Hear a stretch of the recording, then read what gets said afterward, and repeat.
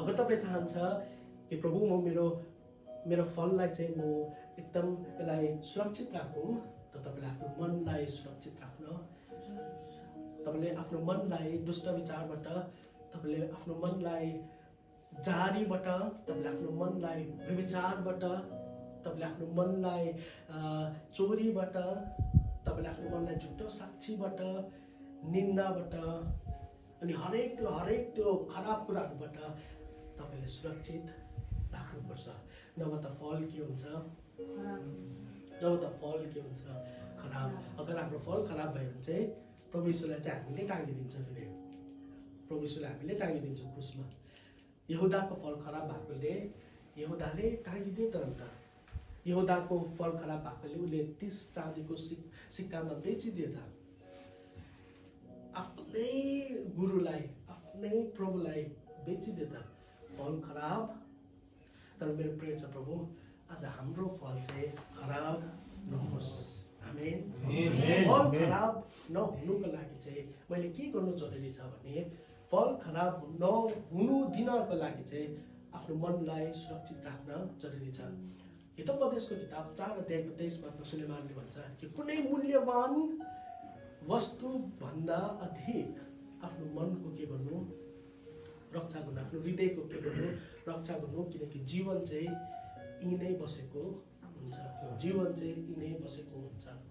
सबैभन्दा अधिक, सबैभन्दा धेरै आफ्नो मनको, आफ्नो हृदयको चाहिँ ख्याल गर्नु, रक्षा गर्नु यसलाई, ताकि यसले चाहिँ फललाई खराब नपारोस्। आमेन।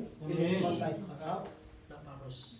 तपाईँको फल खराब जब पनि कुनै इभेन्ट हुन्छ नि, चाहे तपाईँको घरमा सङ्गति होस्, तपाईँको घरमा बर्थडे सेलिब्रेसन होस्, या तपाईँले कुनै कुरा प्रिपेयर गर्नु भएको छ, तपाईँले थुप्रो मान्छेहरू बोलाउनु तपाईँले सोच्नु भएको छ, तपाईँको बर्थडे होस् या बिहा होस्, कतिपल्ट तपाईँले सबै त्यो प्रिपरेसन गर्दै जाँदा यस्तो त हुँदैन कि तपाईँले सुरुदेखि तपाईँको सबै त्यो इभेन्ट सकिसकेर पनि तपाईँ एकदम आनन्दित, तपाईँले घरमा खाना पकाउँदै गर्दा तपाईँको आफन्त काहीँ न काहीँ तपाईँलाई के हुन्छ? कुनै न कुनै कुराले खराब लाग्छ।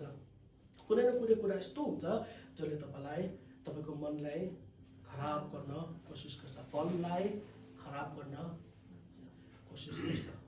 त्यही कारणले ख्याल राख्नु जरुरी छ कि चाहे जेसुकै होस्, म मेरो मनलाई, म मेरो हृदयलाई म खराब हुन दिन्न। प्रभुले रोप्नु भएको छ, जरा पनि हालेको छ, बढेको पनि छ, फल पनि फलाएको छ, तर म यो फललाई खराब हुन दिन्न। आमेन। ख्याल राख्नुहोस् तपाईँको फल खराब, तपाईँको मन खराब नहोस्, तपाईँको हृदय कसैको लागि खराब नहोस्।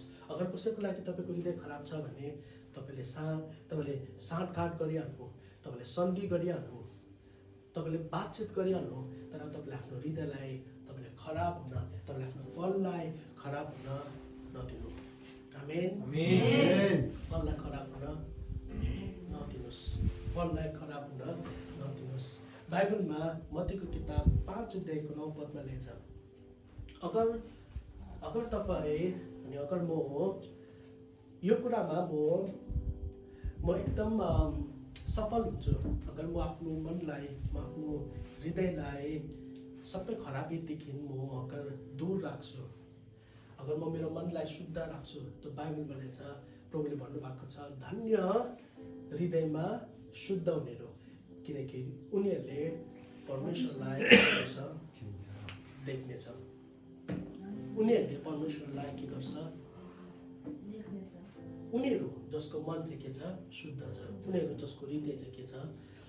जसले आफ्नो हृदयलाई चाहिँ सबै त्यो कुराहरूबाट, सबै त्यो खराबीको कुराबाट, दुष्ट विचारदेखि, जालीदेखि, व्यभिचारदेखि, हरेक त्यो निन्दाको कुरादेखि, खराब कुरादेखि आफ्नो हृदयलाई सुरक्षित राखेको छ अनि परमेश्वरलाई देख्न सकेको छ। ख्याल राख्नुहोस् कि तपाईँको फल चाहिँ खराब नहोस्। तपाईँले आफ्नो फललाई खराब हुन नदिनुहोस्। प्रभुले तपाईँलाई रोपेको छ। प्रभुले तपाईँलाई assembly of believer church camping ground यो घरमा प्रभुले तपाईँलाई रोपेको छ। तपाईँ यो घरमा बढ्दैछ, तपाईँ घरमा, तपाईँ यो घरमा तपाईँले फल फलाउँदैछ, तपाईँलाई आउँदैछ अब प्रार्थना गर्नु, तपाईँलाई वचन बाँड्नु आउँदैछ, तपाईँलाई थुप्रो कुरा तपाईँ बुझ्नु हुँदैछ, तर दुष्टले कोसिस गर्छ तपाईँको फललाई खराब पार्ने। यो सबै कुराले तपाईँको हृदय, तपाईँको फल खराब हुन सक्छ। तर बी अवेर कि तपाईँले आफ्नो फललाई खराब हुन नदिनुहोस्। कसैको भनाइले, कसैको कन्स्पिरेसीले, कसैको निन्दाले तपाईँले आफ्नो फललाई खराब हुन नदिनुहोस्। आमेन। आफ्नो फललाई खराब हुन नदिनुहोस्। तर कुनै मूल्यवान वस्तुभन्दा पनि अधिक तपाईँले आफ्नो मनको, तपाईँले आफ्नो हृदयको रक्षा गर्नुहोस्। आमेन। हृदयको रक्षा गर्नुहोस्। आमेन। अनुसार आँखालाई बन्द गरौँ। म तपाईँको लागि प्रार्थना गर्न चाहन्छु।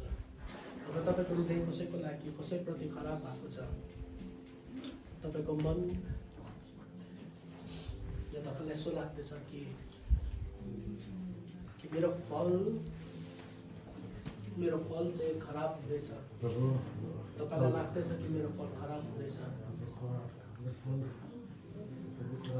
त म तपाईँको लागि प्रार्थना गर्न चाहन्छु। प्रभुले अनुग्रह गर्नुहोस् ताकि तपाईँको फल चाहिँ खराब नहोस्। लर्ड, म प्रार्थना गर्छु प्रभु, चर्चको लागि प्रार्थना गर्छु, हरेक सुन्नेहरूको लागि कि खुदावन तपाईँले रोप्नु भएको जरा पनि हालेको, बढेको पनि यहाँसम्म कि फल पनि फलाएको। तर प्रभु, आज म प्रार्थना गर्छु कि